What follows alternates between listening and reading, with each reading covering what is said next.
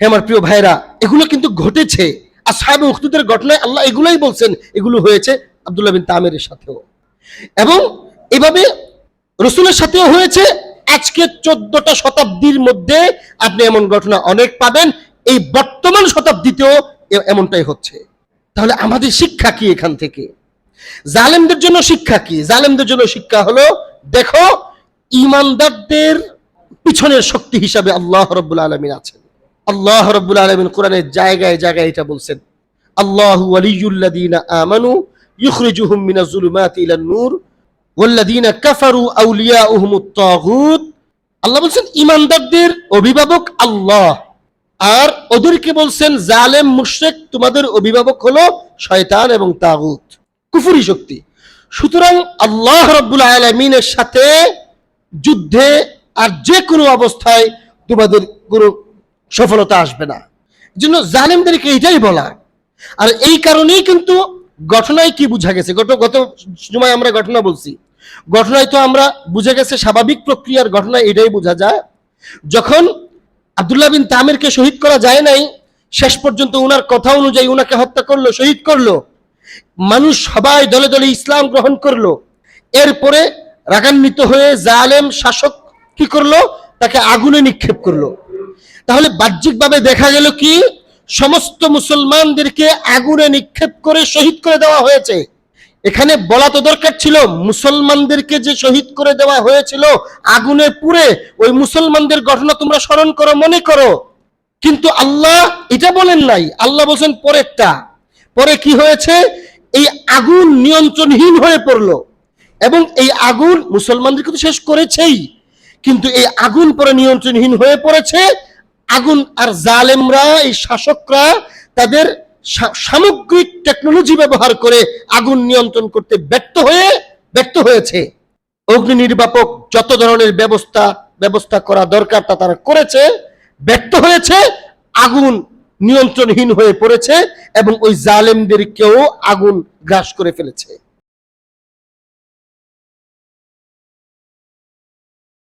আল্লাহ রাব্বুল আলামিন এই ঘটনার দিকে ইঙ্গিত করতে গিয়ে বলেছেন কুতিলা আসহাবুল উখদুদ। ঘটনার পূর্ণ বিবরণ আল্লাহ রাব্বুল আলামিন ওইভাবে দেন নাই। ঘটনার বিবরণ শুরু করেছেন কুতিলা আসহাবুল উখদুদ এইভাবে। গত জুমায় আমরা ঘটনাটা পুরোপুরি শুনেছি, আমরা আলোচনা করেছি। ঘটনা থেকে বোঝা যায় তৎকালীন সময়ের যারা রাষ্ট্রীয় দায়িত্বশীল ছিল, তারা মুসলমানদের উপরে জুলুম করেছে এবং সামগ্রিকভাবে সমস্ত মুসলমানকে তারা হত্যা করেছে। সামগ্রিকভাবে চেষ্টা করেছে বিভিন্নভাবে ইসলামের দাওয়াতকে বন্ধ করার জন্য, ঈমানের দাওয়াতকে বন্ধ করার জন্য দায়ীকে প্রথমে গ্রেফতার করেছে। ইসলামের দায়ী যিনি দাওয়াত দেন, তার যে প্রধান ছিলেন, তার যে মুরব্বী ছিলেন, ওই মুরব্বীকে গ্রেফতার করে শহীদ করেছে। দায়ীকেও গ্রেফতার করেছে।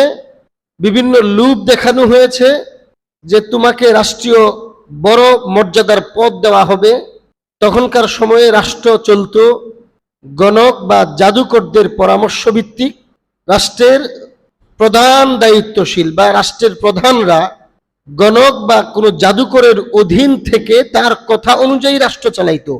কথাটাকে আমরা বর্তমান সময়ের ভাষায় এভাবেও বলতে পারি, তৎকালীন সময়ে রাষ্ট্রের ভিত্তি যার উপরে ন্যস্ত ছিল, রাষ্ট্রের শাসকদেরও মুরব্বী ছিল যারা, তাকে অফার দেওয়া হয়েছে যে তোমাকে ওই পদে আসীন করা হবে, ওই পদ দেওয়া হবে, তুমি যেভাবে বলবে আমরা রাষ্ট্র ওইভাবে চালাবো, এমন জায়গায় তোমাকে পদোন্নতি দেওয়া হবে।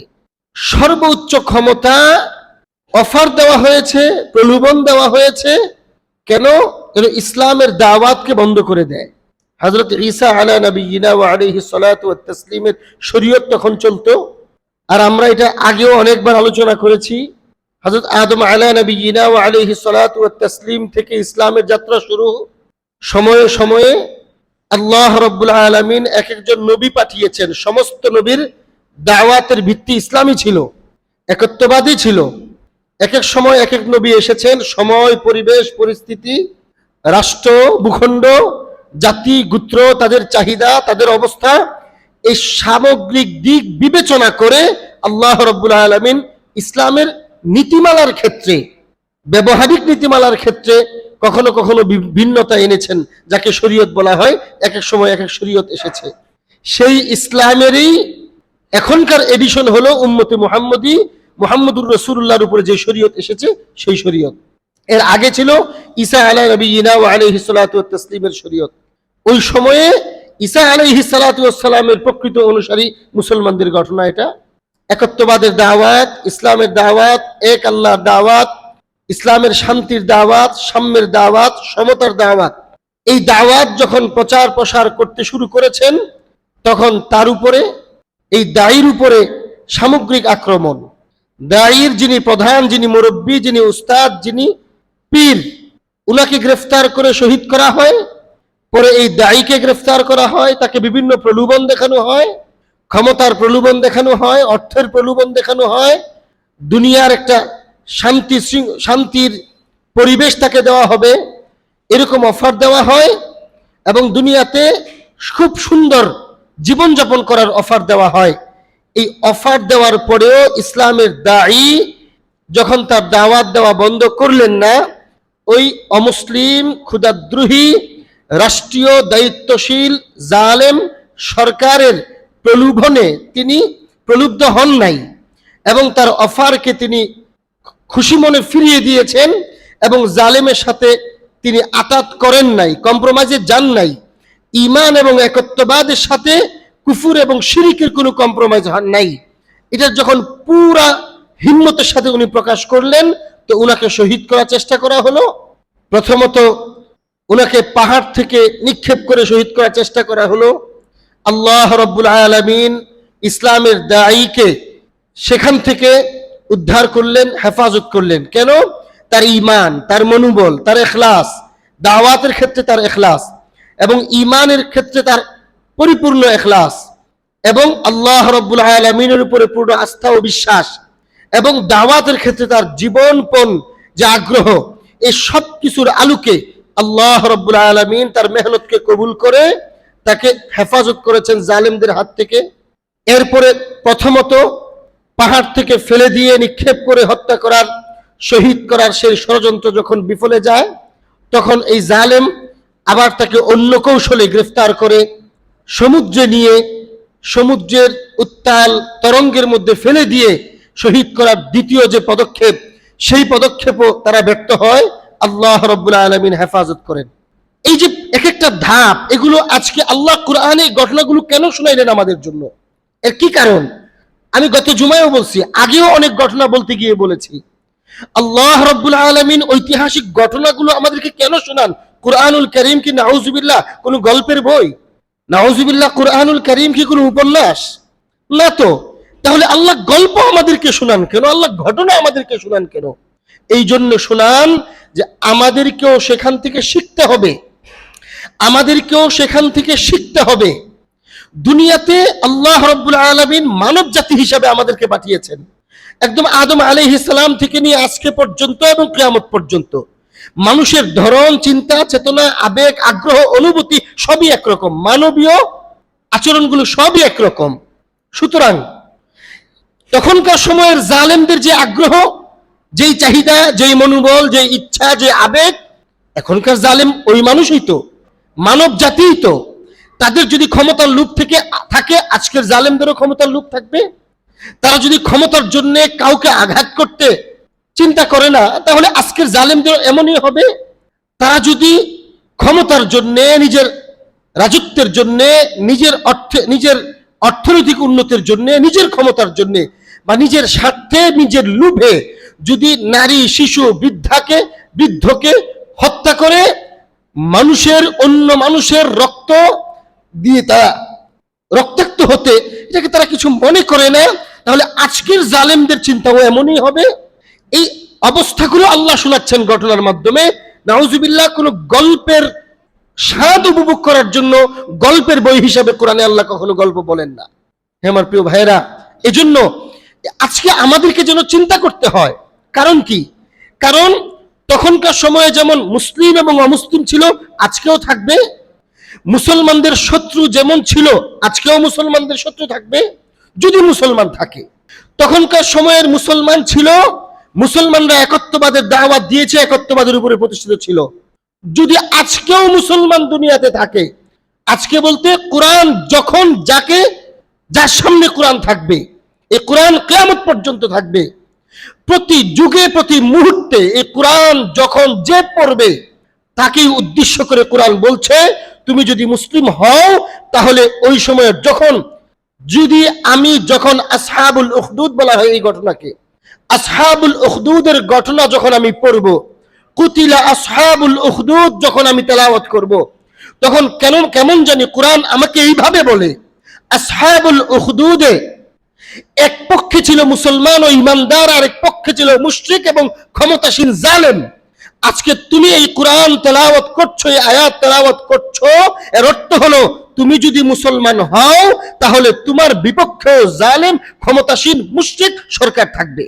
আসহাবুল উখদুদ, কুতিলা আসহাবুল উখদুদ, এই তেলাওয়াত যখন তুমি কোরআনে পড়বা, শুনবা, নামাজে পড়বা, কোরআন আমাকে এই আয়াতের পিছনে ব্যাকগ্রাউন্ড হিসাবে আমাকে এই কথাও বলে যে দেখো আসহাবুল উখদুদের ঘটনা তুমি পড়ো। তোমাকে বলা হচ্ছে এর মানে হলো এই ঘটনা কেন্দ্রিক যে সমস্ত মুসলমান ঈমানের উপরে প্রতিষ্ঠিত ছিল, ওরা যেমন ঈমানের ক্ষেত্রে মুশরিকদের সাথে কম্প্রোমাইজ করে নাই, তোমাকেও এই জিনিসটা শিখতে হবে, ঈমানের ক্ষেত্রে মুশরিকদের সাথে কম্প্রোমাইজ করতে পারবে না। ওরা যেমন নিজের জীবনকে বিলীন করে দিয়ে ঈমানের উপরে অটল থেকেছেন, তোমার ওই পরিবেশ আসবে।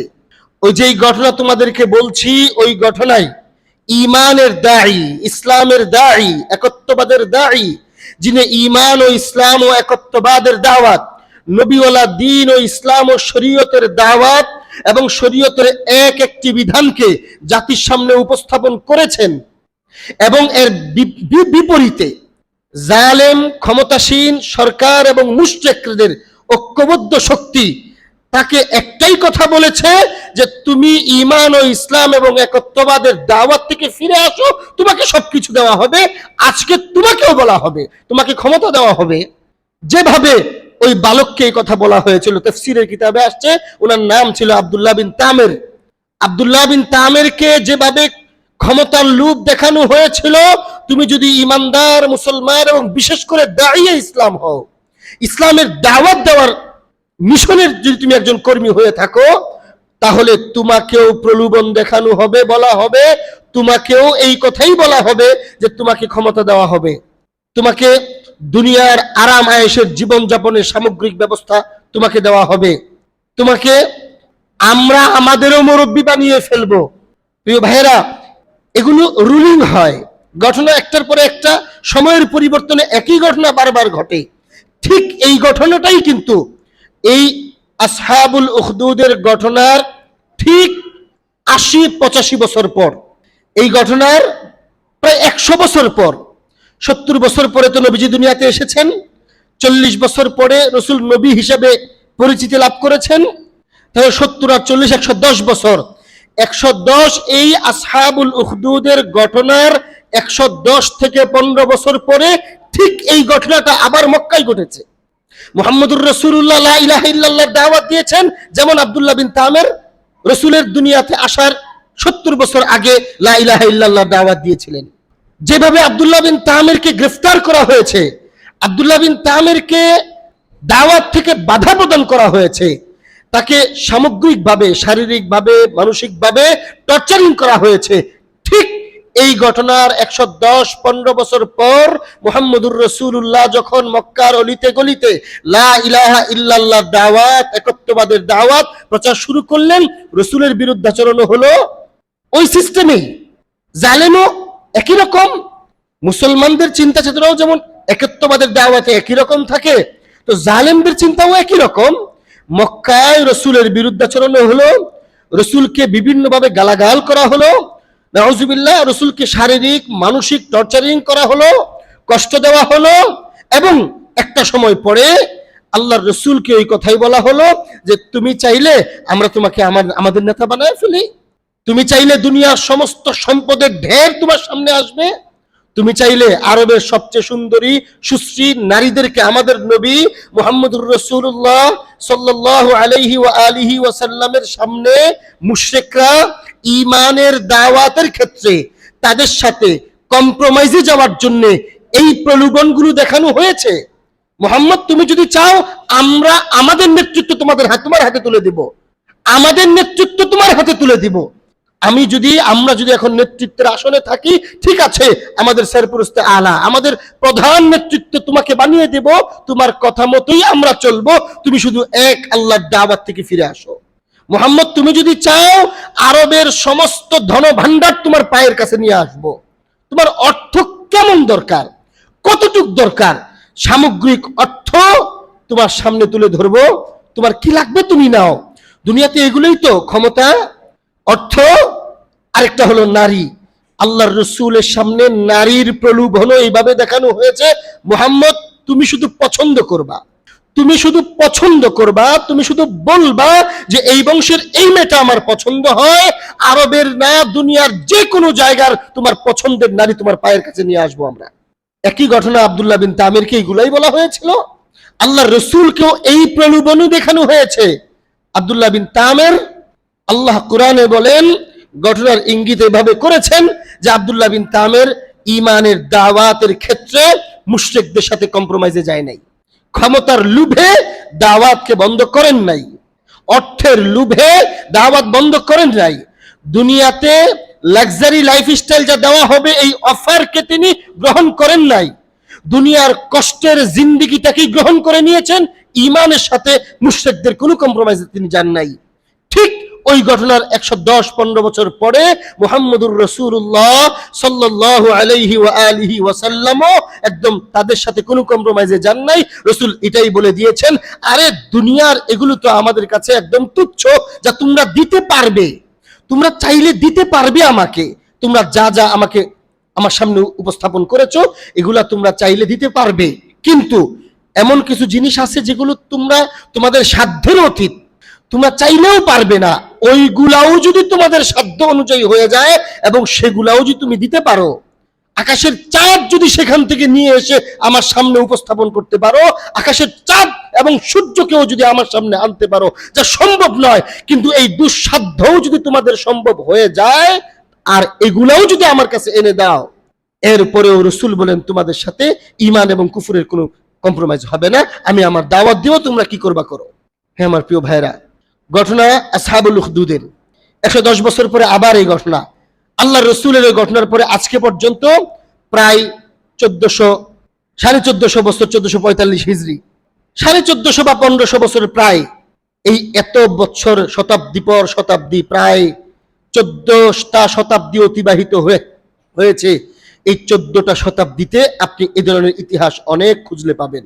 যুগে যুগে যুগে যুগে কোন একটা জালেম ধ্বংস হওয়ার পর আরেকটা জালেম আসে, দেখা যায় 100-200 বছর পরে পরে এক একটা জালেমের উত্থান হয় এবং ওই জালেমের সামনে ইমানদারদেরকে এইভাবেই কষ্ট দেওয়া হয় এবং বারবার জালেমরা ইমানদারদের সামনে, বিশেষ করে দাঈয়ে ইসলাম, দাঈয়ে ঈমানের সামনে, ঈমান ও ইসলামের একত্ববাদের দাওয়াত যারা দেন, দাওয়াতের মিশনের কর্মী এবং নেতাদের সামনে, নেতৃস্থানীয় লোকদের সামনে এবং সাধারণ কর্মীদের সামনে অর্থের লোভ, ক্ষমতার লোভ, দুনিয়ার লোভ, দুনিয়াতে আরাম আয়েশের জিন্দেগি, লাক্সারি লাইফস্টাইলের লোভ দেখিয়ে দাঈয়ে ইসলামের দাওয়াতের কর্মীদেরকে যুগে যুগে ক্রয় করার চেষ্টা করা হয়।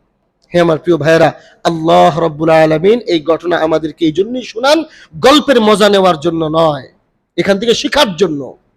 মুফাসসিরিন কেরাম বলেন এই ঘটনা কোরআনে বলার একটা অনিবার্য অর্থ হলো এই ঘটনা অবশ্যই ঘটবে, না হলে বলতেন না। কোরআন স্বাদের জন্য, মজার জন্য ঘটনা বলেন না, কোরআন শুধু ইতিহাস ব্যক্ত করার জন্য ঘটনা বলে না। মুফাসসিরিন কেরাম বলেন ঘটনাটা কোরআনে আসার অনিবার্য একটা ফলাফল, এটা অনিবার্য ফলাফল এটা যে এই ঘটনার পুনরাবৃত্তি বারবার ঘটবে। এই ঘটনার পুনরাবৃত্তি ঘটলে জালেমরাও শিক্ষা গ্রহণ করুক, আগের জালেমদের অবস্থা যা হয়েছে তোমারও তাই হবে, ইমানদাররাও এই শিক্ষাটা অর্জন করুক, আগের মুমিনদের যা হয়েছে তোমারও তা হবে। এজন্য আসহাবুল উখদুদের ঘটনায় এই দাঈয়ে ইসলামের দাওয়াতের মহান যে পুরুধা পুরুষ ছিলেন, কোরআনে তো নাম নাই কিন্তু তাফসিরে নাম এসেছে আব্দুল্লাহ বিন তামির, উনাকে বারবার যখন এরপরে প্রলোভনের পরে আসে টর্চারিং, গ্রেফতার, ওনাকে এটাই করা হয়েছে, গ্রেফতার করা হয়েছে, এরপরে টর্চারিং এর একটা সময়ের পরে আসে দুনিয়া থেকে সরিয়ে দেওয়া, ঠিক রসুলের সাথে তাই হয়েছে। রসুলকে গ্রেফতার করা হয়েছে, রসুলকে অবরুদ্ধ করে রাখা হয়েছে, পুরো পরিবার এবং উনার সবাইকে সহ বেশ কয়েক বছর এইভাবে অবরুদ্ধ করে রাখা হয়েছে। সামাজিক বয়কট যাকে বলা হয়, সব ধরনের সুবিধা বঞ্চিত থাকবে এখানে, কেউ তাদের সাথে কথা বলবে না, এখানেই থাকবে, এই গ্রাম এই অঞ্চল তার এরিয়ার মধ্যে সে থাকবে, এখান থেকে বের হবে না, তার সাথে কোনো অর্থনৈতিক লেনদেন কেউ করবে না, তাদের নিত্য প্রয়োজনীয় জিনিস তাদের কাছে কেউ সরবরাহ ফ্রিতেও করবে না, বিক্রিও করবে না, তাদের সাথে কোনো ধরনের লেনদেন হবে না, বিক্রি করা হবে না, পানি পর্যন্ত দেওয়া হবে না, কথা পর্যন্ত বলা হবে না। আল্লাহ রসুল কয়েক বছর পর্যন্ত এরকম সামাজিক বয়কটের মধ্যে ছিলেন। শেষ পর্যন্ত শহীদ করে আব্দুল্লাহ বিন তামেরকে শহীদ করার চেষ্টা করা হয়েছে। ঠিক এই ঘটনার প্রায় 120-25 বছর পরে মুহাম্মদুর রাসূলুল্লাহর সাথে একই ঘটনা, নবী করিম আলাইহিস সালাতু ওয়াস সালামকেও শহীদ করার চেষ্টা করা হয়েছে। রসুলের নাউজুবিল্লাহ রসুলের মাথার দাম ঘোষণা করা হয়েছে, সম্ভবত 100 উট, তখনকার সময়ে 100 উটের বিশাল সমমূল্য। আল্লাহ রসুলের মাথার দাম ঘোষণা করা হয়েছে। চূড়ান্ত রসুলকে শহীদ করার জন্য রসুলের মাথার দাম ঘোষণা করে দিয়ে তখনকার কন্ট্রাক্ট কিলারদেরকে লেলিয়ে দেওয়া হয়েছে, ছেড়ে দেওয়া হয়েছে।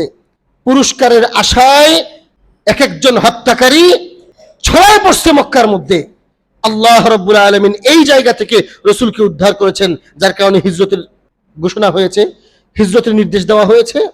ওই দিন তো চূড়ান্ত রসুলকে শহীদ করার চেষ্টা করা হয়েছে, এবং এইখান থেকে রসুল চলে যাওয়ার পরে রসুলের ইন্তেকালের আগ পর্যন্ত ধাপে ধাপে রসুলকে সামগ্রিকভাবে শহীদ করার চেষ্টা করা হয়েছে।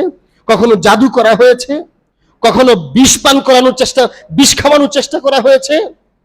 এজন্য যা করা দরকার তা তারা করেছে, এমন কোনো নিকৃষ্ট এবং ছোট কাজ নাই যা তারা করে নাই। তারা কোনটাকে মুসলমান বানিয়েছে, তাদের লোক কন্ট্যাক্ট করে তাদের লোককে মুসলমান বানিয়ে রসুলের কাছে পাঠিয়ে ভালো মুসলমান সাজিয়ে রসুলকে দাওয়াত দিয়ে ঘরে নিয়ে খাবারের সাথে বিষ মিশিয়ে রসুলকে শহীদ করার চেষ্টা করা হয়েছে। যুদ্ধের ময়দানে বারবার শহীদ করার চেষ্টা করা হয়েছে। উহুদের যুদ্ধে তো পরবর্তী তিনি ইসলাম গ্রহণ করেছেন হযরত ওয়াহশী রাদিয়াল্লাহু আনহু, ওনাকে তো অর্থের মাধ্যমে কন্ট্যাক্ট করা হয়েছে। ওয়াহশী কিন্তু যুদ্ধে যান নাই, ওয়াহশী যুদ্ধে যায় নাই, যুদ্ধ তো মুসলিম আর মুশরিকদের মধ্যে যুদ্ধ হয়েছে। ওয়াহশী যোদ্ধা হিসাবে, সৈনিক হিসাবে কিন্তু যুদ্ধে অংশগ্রহণ করে নাই। ওয়াহশী সাথে কন্ট্যাক্ট করা হয়েছে, অর্থের বিনিময়ে কন্ট্যাক্ট করা হয়েছে। উনি কন্ট্যাক্ট করেই রসুলকে শহীদ করতে গিয়েছেন, এবং সে যুদ্ধে অংশগ্রহণ করেও নাই ওইভাবে। সে তার অবস্থায় ছিল গোপনে গোপনে কিভাবে রসুলকে শহীদ করা যায়, এবং এইভাবেই সে চেষ্টা, রসুলকে না, নাউজুবিল্লাহ ভুল হয়েছে, হযরত হামজা রাদিয়াল্লাহু আনহুকে শহীদ করার জন্য, হযরত হামজা রাদিয়াল্লাহু আনহুকে শহীদ করার জন্য ওনাকে কন্ট্যাক্ট করা হয়েছে, এবং ওইখানেও রসুলকে বিশেষভাবে শহীদ করার জন্য চেষ্টা করা হয়েছে, এবং রসুলকে উদ্দেশ্য করে উপর থেকে পাথর নিক্ষেপ করা হয়েছে। হে আমার প্রিয় ভাইরা, এগুলো কিন্তু ঘটেছে।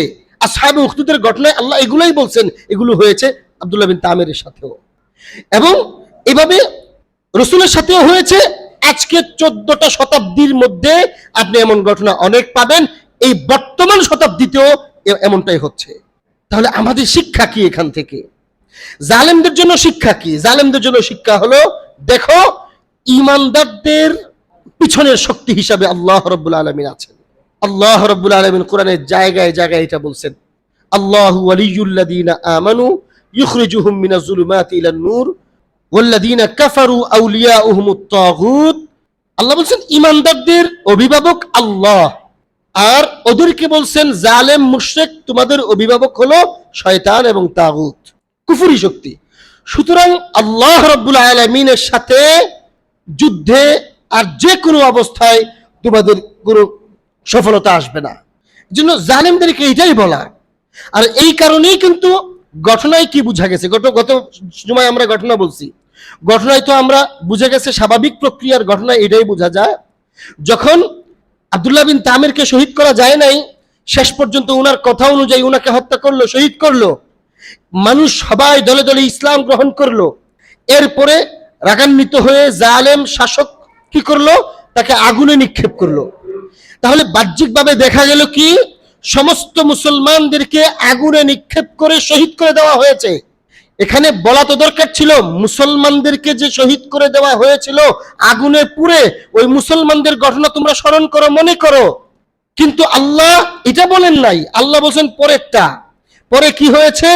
এই আগুন নিয়ন্ত্রণহীন হয়ে পড়লো এবং এই আগুন মুসলমানদেরকে তো শেষ করেছেই, কিন্তু এই আগুন পরে নিয়ন্ত্রণহীন হয়ে পড়েছে। আগুন আর জালেমরা, এই শাসকরা তাদের সামগ্রিক টেকনোলজি ব্যবহার করে আগুন নিয়ন্ত্রণ করতে ব্যর্থ হয়েছে। অগ্নি নির্বাপক যত ধরনের ব্যবস্থা করা দরকার তা তারা করেছে, ব্যর্থ হয়েছে, আগুন নিয়ন্ত্রণহীন হয়ে পড়েছে এবং ওই জালেমদেরকেও আগুন গ্রাস করে ফেলেছে। যারা জালেমরা ছিল তাদেরকেও আগুন গ্রাস করে ফেলেছে। তারা সামগ্রিকভাবে মুসলমানদেরকে আগুনে নিক্ষেপ করে মেরেছে, আর আগুন নিয়ন্ত্রণহীন হয়ে আগুন জালেমদেরকেও ধ্বংস করেছে। এখানে দুইটা গ্রুপে আগুনে নিক্ষিপ্ত হয়েছে, কিন্তু আল্লাহ বলেন কুতিলা আসহাবুল উখদুদ। আমরা তো দেখছি বাহ্যিকভাবে মুসলমানরাও শহীদ হয়েছে, তারাও মরেছে, কিন্তু মুসলমানদের শাহাদাতের ঘটনা আল্লাহ না বইলা আল্লাহ বলেন কুতিলা আসহাবুল উখদুদ। মুসলমানদেরকে শহীদ করার জন্য, ইসলামের অগ্রযাত্রাকে বন্ধ করে দেওয়ার জন্য, ইসলামের দাওয়াতকে রুখে দেওয়ার জন্য যে জালেমরা ইসলামের দাওয়াতের মিশনের যে মুরব্বী ছিলেন তাদেরকেও শহীদ করেছে। আব্দুল্লাহ বিন তামের দাঁড়িয়ে ইসলামকেও শহীদ করেছে এবং তার দাওয়াতে ইসলাম গ্রহণ করা সমস্ত মুসলমানদেরকেও শহীদ করেছে। আল্লাহ রাব্বুল আলামিন এত কিছুর পরেও ঘটনা বলছেন এভাবে, কুতিলা আসহাবুল উখদুদ। ওই সমস্ত প্ল্যানিং যারা করেছিল ওই জালেমরাই হত্যা হয়েছে। মুফাসসিরিনে কেরাম বলেন এখানে আল্লাহ মুসলমানরাও শহীদ হয়েছে এটা না বইলা এটা বললেন কেন? এই জন্য বললেন মুসলমানদের দাওয়াতের ক্ষেত্রে, কাজে, ইসলামের মিশনের কাজে এবং ঈমানের জন্য জালেমদের কাছে, মুশরিকদের কাছে শুধুমাত্র ঈমানের কারণে তাদের জুলুমের শিকার হয়ে জীবন দিয়ে দেওয়া, এটা মৃত্যু নয়, এটা হলো হায়াত, এটা হলো প্রকৃত হায়াত। আল্লাহ রাব্বুল আলামিন কোরআনে জায়গায় জায়গায় বলছেন এবং আমাদেরকে এই ঘটনা, আমি এই আয়াতের তাফসীর আগে করেছি, আল্লাহ আমাদেরকে ধমক দিয়ে দিয়ে বলছেন, আমাদের জবানে, আমাদের দিলে, আমাদের চিন্তা শক্তিতে মোহর লাগাইয়া দিয়া বলছেন ওয়ালা তাকুলু লিমান ইউকতালু ফি সাবিলিল্লাহি আমওয়াত। সাবধান, মুখে তালা মারো, যারা শহীদ হবে ওদেরকে তোমরা মৃত্যু বলবা না। ওয়ালা তাহসাবান্নাল্লাযীনা কুতিলু ফি সাবিলিল্লাহি আমওয়াত। সাবধান, শুধু মুখে তালা মারবা এতটুকু না, তোমাদের চিন্তা এবং অন্তরেও মোহর মারা দাও। তোমরা মুখে তো বলবা তারা শহীদ হয়েছে, মরে নাই, কিন্তু মনে মনে তাদেরকে মৃত বলবা, যেহেতু তাদেরকে কবর দেওয়া হয়েছে, যেহেতু তারা কথা বলে না, যেহেতু তারা দুনিয়াতে আর থাকে না, মনে মনে ধারণা করবা। আল্লাহ বলেন সাবধান, অন্তরেও ধারণা করবা না। বাল আহইয়াউন, আল্লাহ বলেন তারা জীবিত, তারা জীবিত। ওয়া হুম ইউরযাকুন, তারা জীবিত হলে আল্লাহ খায় কি? আল্লাহ বলেন আমি তাদেরকে খাওয়াই। শুধু তোমরা দেখো না তাদের হায়াত, কেন দেখো না? তোমরা ফেরেশতাদেরকেও দেখো না, তোমরা নবীদের হায়াতও দেখো না, তোমাদের চোখ আর কতটুকু যে তোমরা এত কিছু দেখবা? তোমরা তো জিনদেরকেই দেখো না, তোমরা ফেরেশতাদেরকেই দেখো না, তাহলে তোমরা কবরের আযাবই তো দেখো না, তাহলে তোমরা এদের এই সব কিছুর হায়াতের চেয়ে শ্রেষ্ঠ হায়াত, নবীদের হায়াতের পরে শ্রেষ্ঠ হায়াত হলো শহীদদের হায়াত, তোমরা দেখবা কিভাবে, বুঝবা কিভাবে? এখন তোমরা বুঝবা না, তোমরা ওই জগতে গেলে তখন বুঝবা। এই জন্য প্রকৃত হায়াত হলো ঈমানের জন্য যারা মৃত্যুবরণ করে। এই জন্য আল্লাহ রাব্বুল আলামিন মুসলমানরা মরে গিয়েছে কথা বলেন নাই, কুতিলা আসহাবুল উখদুদ, আসহাবে উখদুদ মৃত্যুবরণ করেছে, তারাই হত্যা হয়েছে, তারাই নিঃশেষ হয়েছে, তারাই শেষ হয়েছে। মুফাসসিরিনে কেরাম বলেন এখানে আল্লাহ এটা বুঝাইতে চান, ইমানদার দুনিয়াতে তাদের দেখার বিষয় হলো আমি ইমানের উপরে আছি নাকি আমি আমার ইমান থেকে সরে গিয়েছি, এটা হলো দেখার বিষয়। যদি ইমানের উপরে থাকি তাহলে আমার জীবনও সার্থক, ইমানের উপরে থাইকে আমার মৃত্যু হলে মৃত্যুও সার্থক। সুতরাং মুসলমান উভয় ক্ষেত্রে কামিয়াব। এই জন্য দুনিয়াতে জীবনযাপন করলে শুকরিয়া আদায় করা, আর শহীদ হয়ে যাওয়ার আগে সাহাবায়ে কেরাম কি বলতেন? ফুস্তু ওয়া রাব্বিল কাবা। দুনিয়াতে চলছি, খাইছি, পড়ছি, সব করছি, স্বাভাবিক প্রক্রিয়া, আল্লাহর শুকরিয়া, আল্লাহ আমাকে ভালো রাখছেন, কিন্তু ফুস্তু ওয়া রাব্বিল কাবা এর অর্থ কি? এর অর্থ হলো যখন শহীদ হয়ে যাইতেন সাহাবায়ে কেরাম, গুলি তীর লেগে গিয়েছে বুকের মধ্যে, ফিনকি দিয়ে রক্ত বের হচ্ছে, দুই একজন সাহাবীর ঘটনা তো আছে হাদিসের কিতাবে, কিন্তু সব সাহাবীদের কথা এটাই ছিল, উনারা কি করতেন? ফিনকি দিয়ে রক্ত বের হচ্ছে, রক্তগুলো এইভাবে জমাইতেন, হাতের মধ্যে কুশবদ্ধ হইতেন, এই রক্তগুলো চেহারায় মাখতেন, এই রক্তগুলো চেহারায় মাখতেন, আর বলতেন, হাসতেন আর বলতেন, নিশ্চিত উনি জানেন এই মুহূর্তে মৃত্যু হবে, যে সিস্টেমে উনি আক্রান্ত হয়েছেন, আহত হয়েছেন। এই অবস্থায় এই রক্তগুলোকে মাটিতে পড়তে না দিয়ে হাতে নিতেন এবং চেহারায় মাখতেন, হাসতেন আর বলতেন, ফুস্তু ওয়া রব্বিল কাবা, আমার আল্লাহর কসম, আমি প্রকৃত সফলতা এখন পেয়েছি। দুনিয়ার জীবনটাও সফলই ছিল, ওইটাও সফলতা ছিল, কিন্তু আমার প্রকৃত সফলতা এখন দুনিয়াতে ইমানের উপরে ছিলাম, মৃত্যুটাও ইমানের উপরে, শাহাদাতের মৃত্যু হয়েছে। যে মৃত্যুটা আমার আল্লাহর কাছে সবচেয়ে বেশি প্রিয়, যে মৃত্যুটা আমার রসুলের কাছে সবচেয়ে বেশি প্রিয়, যে মৃত্যুটা সাহাবায়ে কেরামের এক একজন সাহাবীর কাছে সবচেয়ে বেশি প্রিয়, এবং যেই মৃত্যুটা দুনিয়াতে প্রত্যেকজন আল্লাহওয়ালা বুজুর্গ আলেম সব সময় এই দোয়া করেন, আল্লাহ আমাকে শাহাদাত দেন, সবার কাছে প্রিয়, এবং যেই মৃত্যুটা প্রতিদিন মুসলমানরা নামাজে প্রতি রাকাতে আল্লাহর কাছে যে মৃত্যুর দোয়া কামনা করে, ইহদিনাস সিরাতাল মুস্তাকিম, ইহদিনাস সিরাতাল মুস্তাকিম, ইহদিনাস সিরাতাল মুস্তাকিম, প্রতি রাকাতে আমরা পড়ি না? ফরজেও পড়ি, ওয়াজিব নামাজেও পড়ি, নফল নামাজেও পড়ি, এবং যেই নামাজে আমরা সূরা মিলাই না, ওই নামাজেও ফাতিহা, সূরা ফাতিহা ওয়াজিব। প্রতি রাকাতে বারবার যে আমরা পড়ছি, প্রতিদিন বারবার যে পড়ছি, ইহদিনাস সিরাতাল মুস্তাকিম, ইহদিনাস সিরাতাল মুস্তাকিম, ইহদিনাস সিরাতাল মুস্তাকিম, এর অর্থ কি? আল্লাহ আমাকে সরল সঠিক পথ দেখান, সিরাতে মুস্তাকিম দেখান। তো সিরাতে মুস্তাকিম কি, এই ব্যাখ্যাটা কে করবে? প্রিয় ভাইরা, মুসলমান আজ অধিকাংশ মুসলমান সিরাতে মুস্তাকিম যে আমি প্রতিদিন নামাজে পড়ছি এর অর্থ জানি না। ব্যাখ্যা আল্লাহ অন্য আয়াতে করেন, উলাইকা আনআমাল্লাহু আলাইহিম মিনান নাবিয়্যিন ওয়াস সিদ্দীকিন ওয়াস শুহাদা ওয়াস সালিহিন। আল্লাহ এরপরে সিরাতাল্লাযীনা আনআমতা আলাইহিম, ইহদিনাস সিরাতাল মুস্তাকিম, এরপরে আল্লাহ নিজেই ব্যাখ্যা করেন, যেটা এই ব্যাখ্যাটাও আমরা বলি, আল্লাহ সিরাতে মুস্তাকিম দেন, তো সেটা কোনটা? সিরাতাল্লাযীনা আনআমতা আলাইহিম, আল্লাহ যে সমস্ত মানুষকে আপনি পছন্দ করেন, যে সমস্ত মানুষকে আপনি বিশেষভাবে রহমত দেন, যে সমস্ত মানুষকে বিশেষভাবে আপনি দয়া করেন, আল্লাহ আপনার নিয়ামত বিশেষভাবে যে সমস্ত মানুষের উপরে বর্ষিত হয়, ওদের পথটাই সিরাতে মুস্তাকিম। আল্লাহ আরেক জায়গায় ওরা কারা? আল্লাহ বলেন, মিনান নাবিয়্যিন ওয়াস সিদ্দীকিন ওয়াস শুহাদা ওয়াস সালিহিন।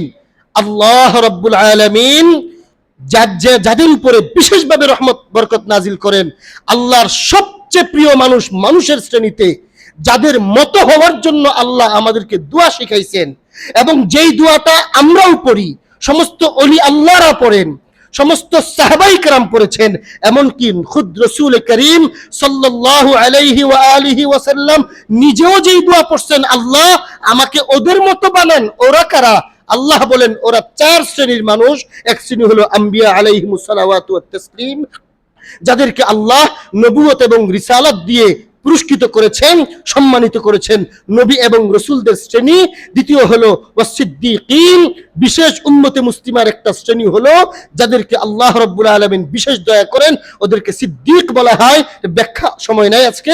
এরপরে আল্লাহ রাব্বুল আলামিন বলেন আরেকটা শ্রেণী হলো ওয়াসশুহাদা, যারা ঈমানের জন্য, ইসলামের জন্য, আল্লাহর সন্তুষ্টির জন্য কুফর, শিরিক, মুশরিক, ঈমান এবং কুফর শিরিকের সাথে, মুশরিকদের সাথে, জালেমদের সাথে ঈমানের প্রশ্নে কম্প্রোমাইজ না করে নিজের জীবনকে আল্লাহর জন্য উৎসর্গ করে দিয়ে ফুস্তু ওয়া রব্বিল কাবা বলতে পারে, শহীদ হয়ে যায়, এমন শহীদের শ্রেণী আল্লাহর বিশেষ রহমতপ্রাপ্ত শ্রেণী।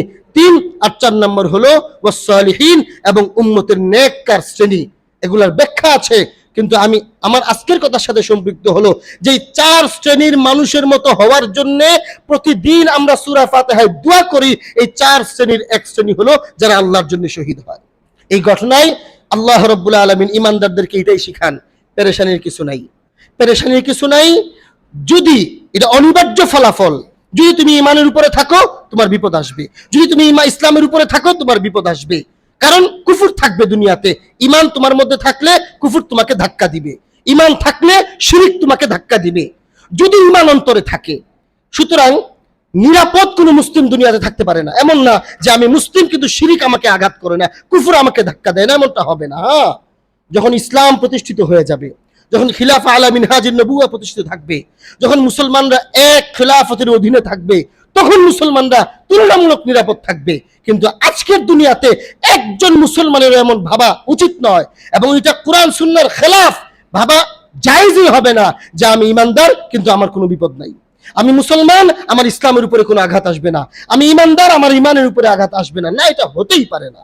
আল্লাহ বলেন যুগে যুগে শতাব্দী থেকে শতাব্দী পর্যন্ত সব সময় ইমানের প্রকাশ করলেই শিরিক আঘাত করবে, ইমানের প্রকাশ করলেই কুফুর আঘাত করবে, ইমানের প্রকাশ করলেই তাগুত আঘাত করবে। সুতরাং এই সময়ে হতে পারে আসহাবুল উখদুদের ঘটনা স্মরণ করো, তাদের মতো এমনও হতে পারে ধাপে ধাপে তাদেরকে যেই রকম পরিস্থিতির সম্মুখীন হতে হয়েছে তোমাকেও হতে হবে, তোমার রাসূলের হতে হয়েছে, তোমাকেও হতে হবে। এটা হলো ইমানদারদের জন্য তাসাল্লি, সান্ত্বনা, সাবধান, ওরা প্রকৃত সফলকাম হয়েছে, তোমরাও সফলকাম হইবা। সুতরাং ঈমান ও ইসলামের ক্ষেত্রে কুফর এবং শিরিক এবং তাগুতের সাথে কোনো কম্প্রোমাইজে যাবে না। এক। আর কাফের এবং জালেমদের জন্য শিক্ষা হলো, দেখো জুলুম করতেছো, সবাই করেছে, ফেরাউনও করেছে, নমরুদও করেছে, অনেকে জুলুম করেছে। আসহাবুল উখদুদের ঘটনায় আল্লাহ বলতেছেন স্মরণ করো, তোমাদের কিছুদিন আগেও জুলুম হয়েছে। তারা কি বেঁচে গিয়েছে? না, বাঁচে নাই, বরং তাদের আগুনেই তারা পুরো ছাই হয়েছে, তাদের বানানো ফাঁদেই তারা পা দিয়ে ধ্বংস হয়েছে। এর দ্বারা আজকের জালেমদেরকেও, এবং কিয়ামত পর্যন্ত কোরআন জিন্দা কিতাব, কোরআনের আয়াত সব সময়ের জন্য, কোরআন আজকেও আজকের জালেমদেরকে বলে, দেখো তোমরা যতই বাড়াবাড়ি করবা বিকল্প কোনো পথ নাই, ইসলামের দিকে আসো। কোরআন অমুসলিমদেরকেও ইসলামের দাওয়াত দেয়, জালেমদেরকেও ইসলামের ইনসাফের দাওয়াত দেয়, ইনসাফের দিকে আসো, জুলুম থেকে তোমরা ফিরে আসো।